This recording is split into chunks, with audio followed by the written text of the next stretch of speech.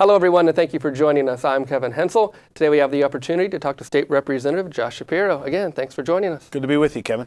Well, the final days of the current legislative session are winding down, but there's a new term about ready to start. What are some of the issues you're going to be focusing on when you return to Harrisburg in January? Well, obviously job creation is the #1 job that we have in the new legislature. And part of that is going to be getting our fiscal house in order, dealing with pretty significant budget deficit that we anticipate facing.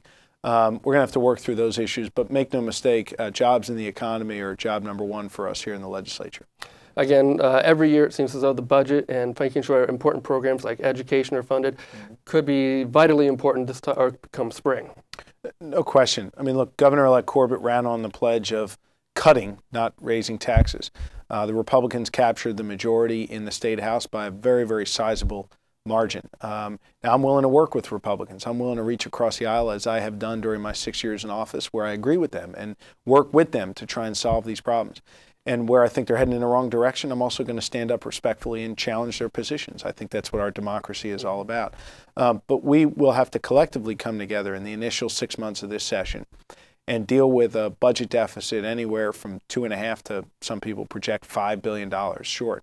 And to give the folks at home an understanding, at a $28 billion budget, if you lop off $3, $4, $5 billion, that's real money. Yeah. And real people are going to get hurt when you begin to make cuts. And while I certainly want to cut the waste out of Harrisburg, and I've not just talked about that, I've delivered on those efforts to eliminate waste here in Harrisburg, there is some more waste to be eliminated. Now, the question is there $5 billion worth of waste, or do you begin to cut into valuable programs like education and other important investments in our future?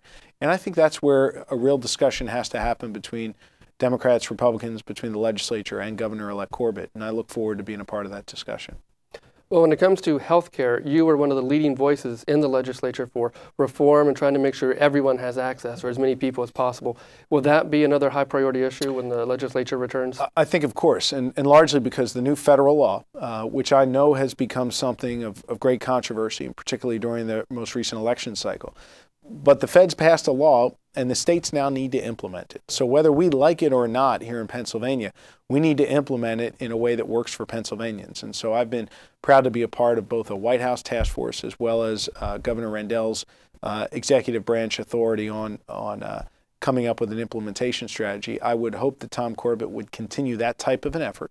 And certainly if he'd like my input, I will be proud to offer that input. But we need to have a cohesive strategy on how to implement the new law, in particular how to establish exchanges here in Pennsylvania so that everyone has access and has affordable access to care. So I'm going to be looking forward to continuing to work on those efforts. It has to be done in a bipartisan manner. And again, whether you're the most conservative Republican or the most liberal Democrat, whether you love the new law or hate the new law, the reality is it's law, and we in the states are now in a position where we have to implement it, and I'm going to look forward to being a part of that implementation effort. Well, it's again an issue we will hopefully talk to you about in the future. Very, very important issue. Well, you're also a leading voice when it comes to government reform, and clearly the public wants that to continue because we have made some progress. What are some of the areas you will be targeting? Well, absolutely. We've got to continue our efforts to reform. We've got to reduce some of the wasteful costs here in the state capitol, here in this building and in Harrisburg. We have to continue our efforts to create greater transparency in our process. Under our leadership in the Speaker's Reform Commission and other things I've done, we now have transparent online databases to track the spending. We have a $200 million legislative leadership surplus that I have talked about, I exposed as chairman of the Audit Committee. I've talked about returning. We've returned a portion of it. We need to get rid of that money and reinvest that in meeting the needs of the people of Pennsylvania. It belongs to the taxpayers. It doesn't belong to 3 or 4 or 5 legislative leaders here in this building. We need real campaign finance reform where we can cap the contributions that the special interests are pouring into the system. I think that unfortunately perverts the process and shuts out the voice of the people, and instead the special interest voice shines through. I think we need, as we approach redistricting, to do so in a way that is less partisan and keeps communities of interests together, municipalities together. And I'll try and be a voice on that as well. And I think, to the extent that Governor-elect Corbett moves forward on many of the promises that he made in the campaign to reform Harrisburg, I'll certainly be an arm on the other side of the aisle he can reach across and work with on reform issues that I think make sense for not only the Capitol, but in helping deliver on the type of change we need for the people of Pennsylvania. And we'll certainly continue to need the people of Pennsylvania to be involved in the process and make their voice heard as well. Absolutely. Well, thank you very much, Josh Shapiro, for joining us, and all of you for watching.